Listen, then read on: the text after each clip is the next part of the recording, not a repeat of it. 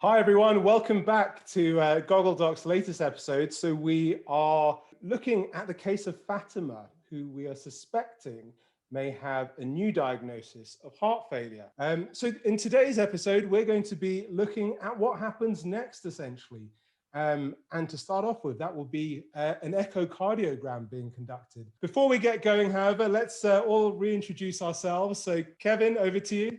Hi, thanks, Averick. Hello, everyone. Kevin Fernando here, GP partner at North Berwick Health Centre near Edinburgh. I'm Opatana, a consultant diabetologist in the West Midlands. I'm Patrick Holmes, a GP partner in Darlington. And I'm Amrit, GP based in North London.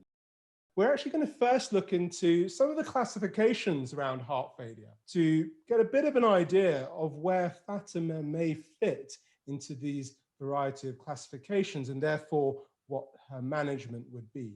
In case of heart failure, we do start to think of the functional impact of the symptoms from heart failure for the patient. And one classification is the New York Heart Association's classification, which focuses very much on the extent to which the symptoms of heart failure impact the patient's ability to carry out their functional activities. And this ranges from a class 1, where there's no limitation, all the way to class 4, where there is limitation on all activities, even at rest due to the symptoms. And I think this is a really important first step because that can then determine what the management would be for a patient like Fatima. And I know that NICE also referred to the NYHA classification in their management pathway as well, in terms of when to start certain medications. It's more than just functional status, isn't it, Patrick? There are other forms of classifications that we need to consider. Absolutely. And I think this, and it is confusing with all these different types of classification. So there is an objective measure of classifying heart failure. And this comes from the American College of Cardiology and the American Heart Association. And they classify heart failure into 4 stages, and that's A, B, C, D. A actually is patients at risk of heart failure who've not developed any structural heart changes. So, for example, people with high blood pressure or diabetes. Stage B is where there is structural abnormalities, but they've not yet developed symptoms of heart failure. For example, people who've got a reduced ejection fraction, perhaps because of a heart attack, or ventricular hypertrophy. And then C is perhaps that is the clinical heart failure. So these are people who've got symptoms and probably most of the people we're going to be talking about now. And then there's a stage D, which is refractory heart failure. So this is heart failure requiring either devices or indeed transplantation. Good stuff. Thanks, Patrick. That's a very useful classification. Certainly when I was a medical student and a junior doctor, we had systolic heart failure and diastolic heart failure. I think that's something we're all familiar with. But these terminologies have been largely replaced, haven't they, over the last few years with new terminology. HFrEF, heart failure with reduced ejection fraction, what we previously largely called systolic heart failure, and HFpEF, heart failure with preserved ejection fraction, what we largely previously called diastolic heart failure. HFrEF is not a discrete clinical entity, is it? Heart failure is a clinical syndrome. HFrEF is a clinical syndrome with a number of signs and symptoms. But I suppose what defines HFrEF, heart failure with reduced ejection fraction, is, as the name suggests, an ejection fraction less than 40%. So this is all about pump failure, isn't it? There's a reduction in an amount of blood, oxygenated blood, being delivered to meet the needs of the various tissues and organs in the body. So that's the fundamental defect, isn't it, in HFrEF. So typical signs and symptoms we see with HFrEF: fluid overload, of course, pulmonary edema in its sort of worst manifestation, you like, but also symptoms and signs of impaired tissue perfusion. So shortness of breath, of course, ankle edema, that's more fluid overload, of course, lethargy, and impaired exercise tolerance too. But of course, people can be asymptomatic with HFrEF as well, especially with those, perhaps with those higher ejection fractions. Now, the other issue I just wanted to quickly bring up with HFrEF. HFrEF, individuals living with HFrEF really comprise the bulk of the high quality evidence we have for the management of heart failure, don't we? So seminal trials that we've all talked about already in various other episodes, we've presented, DAPA-HF, of course, and then Emperor reduced as well. These were all patients with HFrEF, weren't they? Heart failure with reduced ejection fraction. I think that's a very important point, because a lot of these, well, not just the new therapies, the SGLT2s, for example, but a lot of the established therapies, beta blockers, RAS inhibitors, and spironolactone were really all largely proven, demonstrated in the context of HFrEF. So that's really where most randomized controlled trial evidence lies. But HFpEF, so preserved ejection fraction, now it's not long ago I learned about it as systolic and diastolic functioning as well. So it's only recently as well that it's changed to this. And the reason is it's diastolic dysfunction is not quite diastolic dysfunction. You can't say it's only the filling of the heart. There's a number of other things. But traditionally, HFpEF is really where the heart is not filling appropriately, whilst there's a few other things as well. And this is really the classification on echocardiogram of ejection fractions over 50%. So the heart appears to be functioning all right from a systolic point of view, but there are other factors in play and the structure of the heart and the filling, which is affecting the person and causing some of the symptoms, which may be shortness of breath or may not be anything particular. And as you said, it is a tricky one. I mean, we think a large number of people who have cardiometabolic disease, so obesity, hypertension, and diabetes, will have some degree of HFpEF. Really, there'll be some underlying changes which that may put them high at risk of HFpEF. But in terms of treatment options, we don't really have anything. And I think this is where the coming trials are. I mean, I think this year really we're looking at a couple of SGLT2 inhibitor trials that may look at this area, and really that's kind of where we are with HFpEF. So it's the echocardiogram diagnosis, but not too much more to say about it at this point. But hopefully that will change. But also there's this in-between stage now that I know Kevin loves so much, and I don't want to steal his thunder, but I'll mention HFmrEF and leave it to Kevin to tell you a bit more about it. This is the last thing we need in primary care, isn't it? A third classification of heart failure, as you said, HFmrEF, which generally means heart failure with mid-range ejection fraction or moderately reduced ejection fraction. So this always makes me chuckle, because there's not a lot we know, really, is there, about HFmrEF? It's really just to fill in that gap. As I said, seminal studies such as DAPA-HF, Emperor reduced, and Paradigm-HF all really had patients with ejection fractions less than 40. And then HFpEF, as Alma has told us, is generally an ejection fraction over 50. So we've got this little group in the middle, don't we? Sort of 40 to 49% or thereabouts. Well, what do we do with these individuals? What studies or evidence do we have for these individuals? And the answer is not much, do we? I mean, there are, I think, for example, the Paradigm-HF study and the Paragon study did suggest that these individuals might benefit from drugs such as sacubitril, valsartan, and Entresto, and even spironolactone as well. But largely, it's another evidence black hole.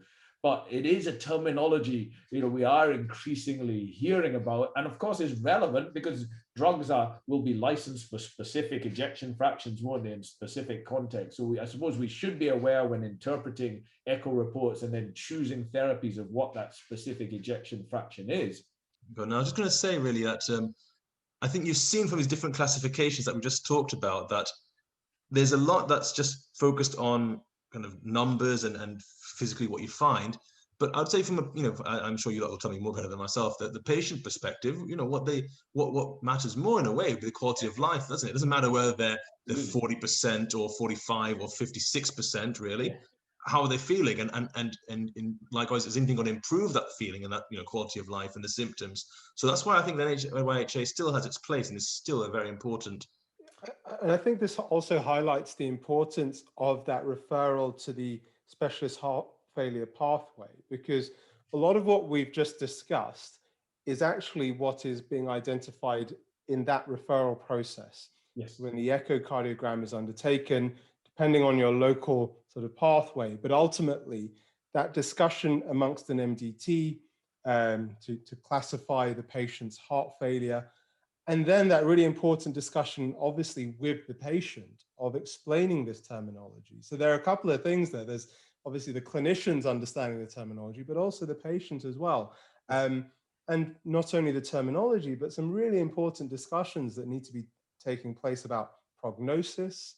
This is a massive diagnosis to be kind of shared with a patient, and what it means going forwards as well.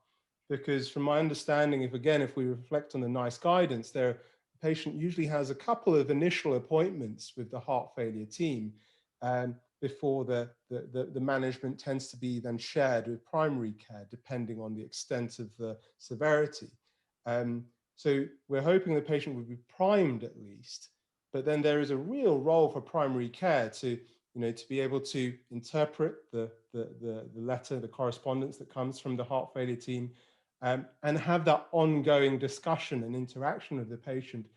And as you guys mentioned, that's where the functional element is so important, because that's what the patient will be picking up on going forwards and being able to flag up when they do feel actually, they're perhaps deteriorating along that scale from class 1 NYHA towards class 4 potentially. And that's a dynamic range as well.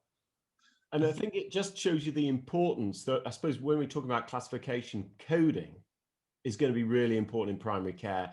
At the moment, the treatments are expanding. I mean, there are studies going on in HFrEF and in HFpEF and in this HFmrEF space as well. So treatments we have today, or for patients who are diagnosed with some of these conditions today, it's going to be treatments tomorrow. So if we don't code it, they won't get that treatment, certainly not in a timely manner. So it's, so there's a value in terms of that classification to make sure we've got the coding right too. And I think also what's from an academic point of view, so one last thing is that trials are also using all these classifications now more so, and they're seeing the impact or the importance of it. So in terms of recruitment, you have REF, MrEF, or PEF, or HFrEF and PEF. But then also you will have within the assessments part of the to see whether how things are working with the medication or the intervention. They look at the NYHA scores or KCCQ scores, so the Kansas City Cardiomyopathy Questionnaire scores, to put that that patient element and say, well, yes, whether it works or not, actually we're seeing getting symptomatic benefit for a person, and that's something very important. If you don't see any changes in cardiac function or even significant outcomes, does the quality of life aspect and the NYHA score matter? And we've seen that with sacubitril valsartan, we've seen that with the SGLT2 inhibitors. So that's another aspect as well. That's a very interesting thing with this classification. I just thought at this point I'd just make a quick shout out to pumpingmarvellous.org. Excellent patient resource and also clinician resource as well. And again, this is just another way in which we can engage with our patients who have this quite impactful kind of diagnosis. So Kevin, I'm going to hand back over to you, because I know you had a really interesting conversation with a colleague of ours about echocardiograms. Yeah, absolutely. So as we know with Fatima, we've referred her now for an echo, haven't we? In view of that elevated NT-proBNP. So what might that echo report show? I'm certainly no expert in echo interpretation. I get that report from my local echo colleague. I can broadly interpret that. But I had a really helpful, really enlightening conversation with Yassir Javaid. He's a GP in Northampton, but with a long-standing interest in cardiology, very passionate about improving cardiovascular outcomes in primary care. And he actually, incredibly, does echo himself in primary care for his CCG. So he seemed the ideal person, doesn't he, to have a chat with about top tips on interpreting echoes and, importantly, pitfalls to avoid as well. Delighted to be joined here by Yassir Javaid. GP with specialist interest in cardiology, based in Northampton. So we're going to talk a little bit about echoes with Yassir, who undertakes echoes on a regular basis, I believe. Is that right, Yassir? Yes, still something I'm quite passionate about. It's a skill I've had for about 15 years, and yeah, I think it's a nice skill to have in primary care, because with the echo machines being so portable, it's you can just get a quick assessment of cardiac function, and looking at the valves it can be quite handy. Good stuff. Cheers. So I thought, Yassir, we might start with just recapping the case study that my GoggleDocs colleagues and I have been discussing. 55-year-old lady, Fatima, a married mother of 2 teenagers, who's been living with type 2 diabetes for over 10 years now. So she presents to us in primary care with progressive shortness of breath on minimal exertion. She also describes what appears to be 3-pillow orthopnea, and also some mild pedal edema, some mild ankle swelling. So we undertake an ECG in the first instance, and that shows sinus rhythm with evidence of LVH and also some Q waves anteriorly. We repeat our bloods, including, of course, an NT-proBNP, very suspicious of heart failure here, and that comes back at over 2,000. So over to you, Yassir. My next step would, of course, be referring this lady for an echo. But what are your initial thoughts on that case history there? Well, it doesn't sound great, does it, Kevin? I mean, this is a potentially tragic case, a very young patient with a young family. NT-proBNP at that sort of level, over 2,000, it's going to be very unlikely that doesn't signify significant underlying systolic dysfunction. Remember that heart failure, does carry a worse prognosis than most cancers. LVH is a critically important cardiovascular risk factor. Very often, though, just be a little bit careful. ECG LVH doesn't correlate with echo LVH. I liked your sort of suggestion of LVH. I mean, really, you've either got ECG criteria LVH or not. Echo LVH is much more definitive, by the way. I can measure the left ventricular wall thickness to the nearest millimeter. So remember, on the ECG, you're not just looking for big complexes, those deep S waves in V1 and R waves in V6. You've got to have more than just big complexes. You've got to really have accompanying strain pattern. So always look for ST or T wave changes when you see big complexes in sort of contiguous leads, particularly the lateral leads. Okay. So 1 AVL, V5 and V6. Then it's much more likely to represent true LVH. I am concerned also, you mentioned it's fantastic you've done an ECG. I mean, that ECG has to be part of that diagnostic workup in these patients. But anterior Q waves, I mean, that's a fairly large territory to be potentially having myocardial damage from a presumably silent MI. Normal full blood count, so that's another issue that we often have. It's amazing how many people get referred for query heart failure because no one's bothered diagnosing the underlying colonic malignancy with a hemoglobin of 5.4. But we'd also want thyroid function tests, important to rule out sort of high cardiac output state. So anyway, that's my initial assessment. Good stuff. That's great. Thanks for that. Some great tips and pearls there. Just quickly on the ECG. I mean, clearly this is an abnormal ECG we're dealing with. What if Fatima had a normal ECG? I mean, what's the negative predictive value of an ECG if we suspect heart failure? A completely normal ECG has an incredibly high negative predictive value, almost as high negative predictive value as the NT-proBNP. But of course, interpretation of ECG can be a bit variable within primary care. So you've got to have the confidence to say that's completely normal, which is why I think really you should be accompanying that with a BNP. So you've painted a fairly somber picture, as did I there, but what might you expect Fatima's echo report to look like? Well, with an NT-proBNP of over 2,000, she's very, very likely to have underlying left ventricular dysfunction. Either HFrEF or HFpEF. So I'll explain the difference.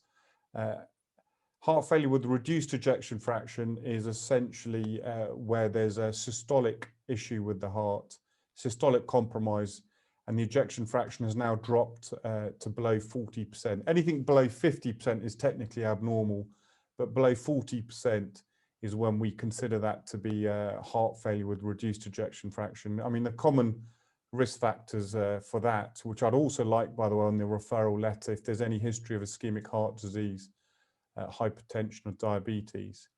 And then you've got the heart failure with preserved ejection fraction. You can't really discriminate the two just from symptoms and the BMP, because the BMP is elevated with both.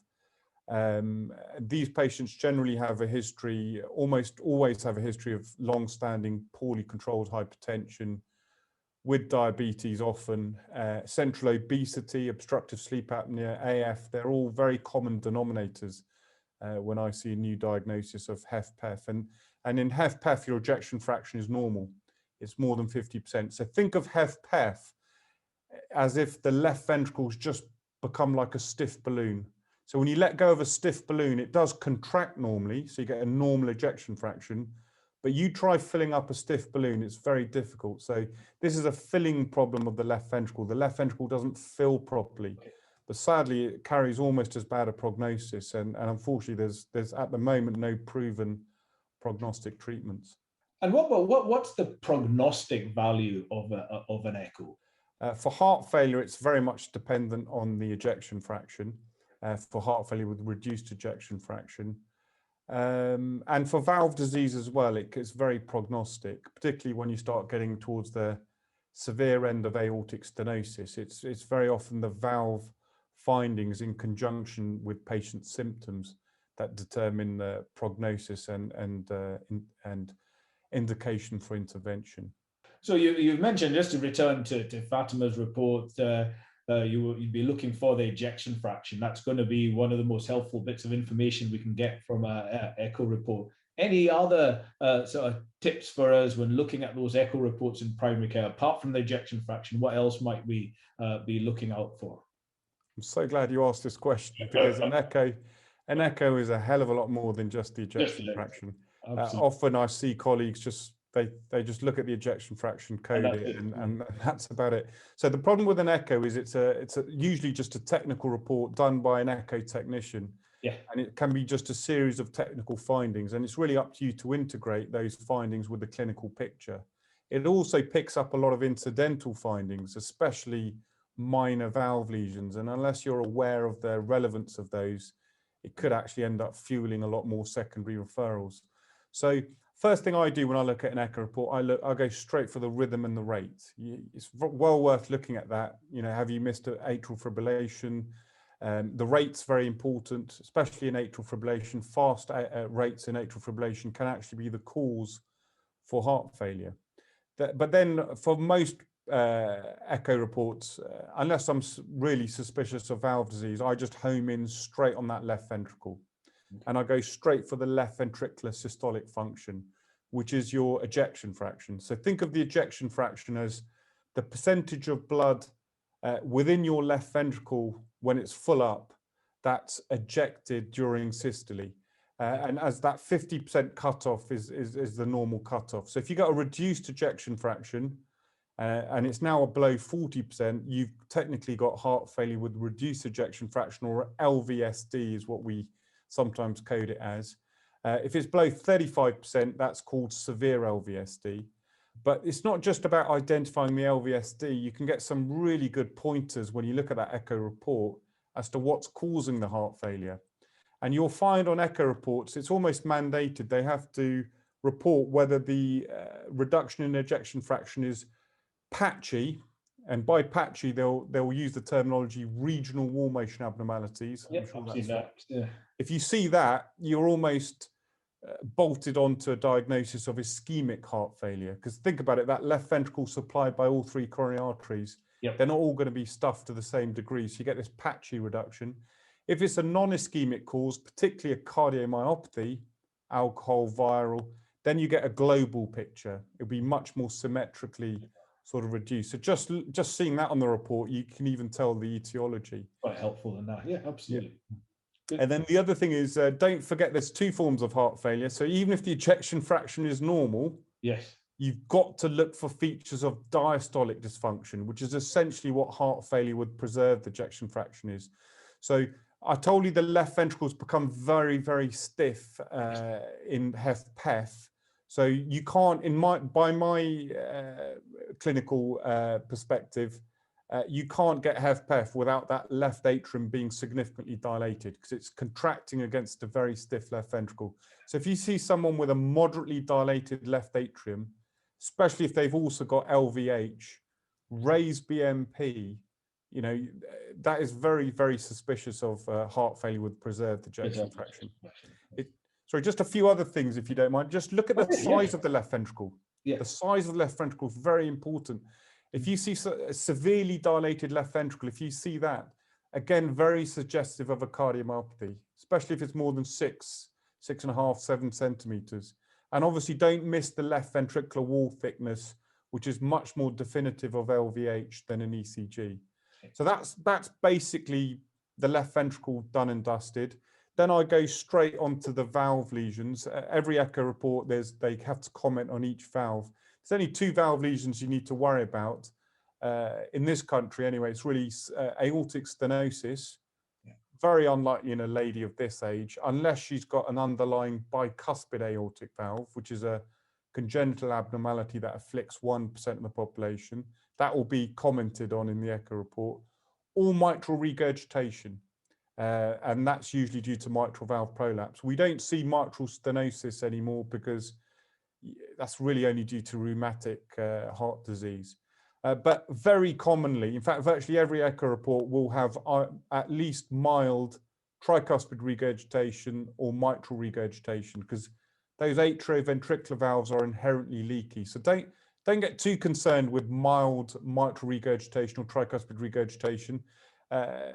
It's physiological, and if you really want to make sure it's physiological, just look at the valve structure.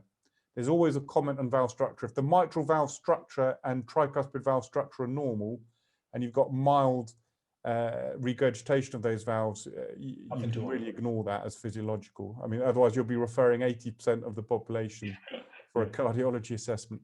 And then the other important thing people forget about an echo is it's fantastic at calculating the pulmonary pressure.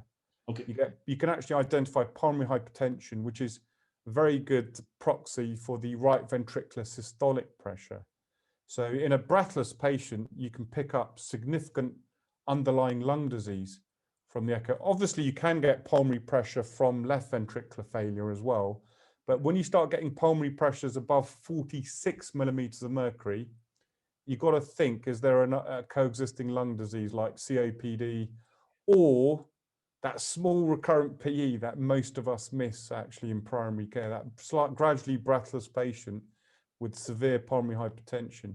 And I'd say in this patient, we've got to be a bit careful because you mentioned significant fluid retention, elevated JVP. You know, these are signs of right heart dysfunction, you know, high right atrial pressures.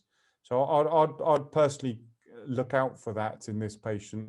And of course, don't forget to look at the right ventricular function.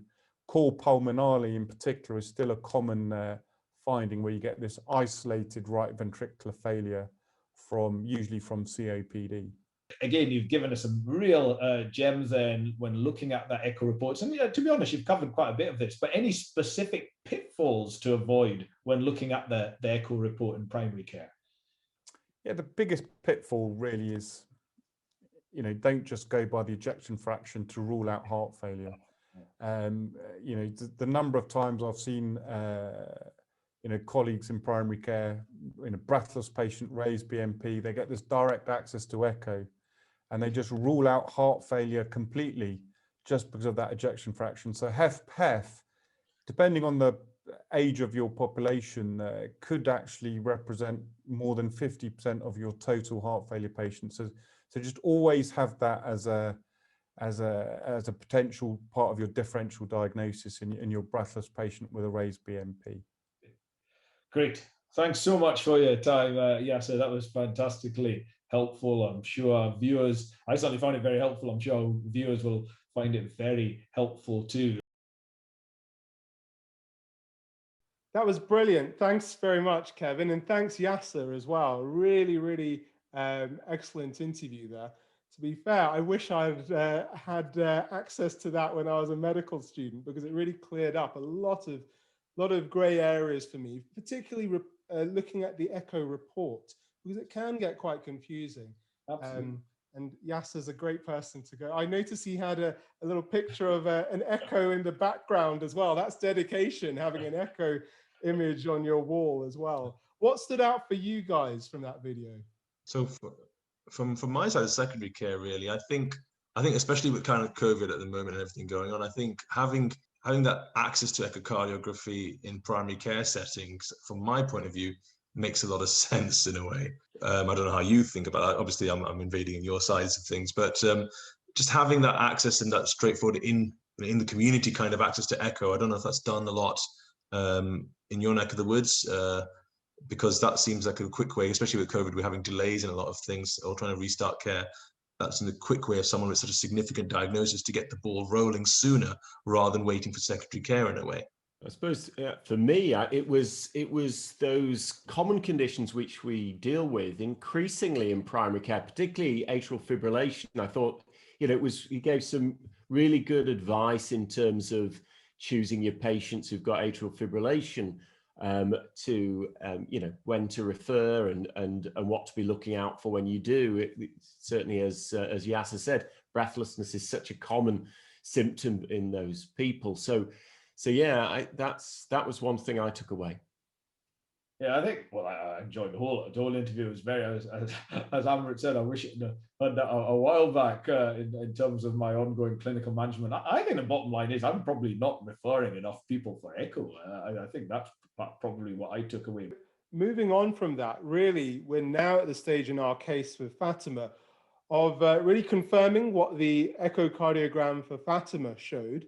She's now within the heart failure pathway, and what the consequences of that will be, essentially. So that's what we're going to look at in our next episode, where we'll be taking the initial steps into the management, the medical management, on the basis of her echocardiogram.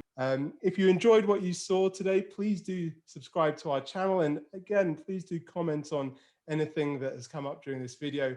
But until next time, we wish you well and take care. Goodbye, everyone. Bye-bye, everyone.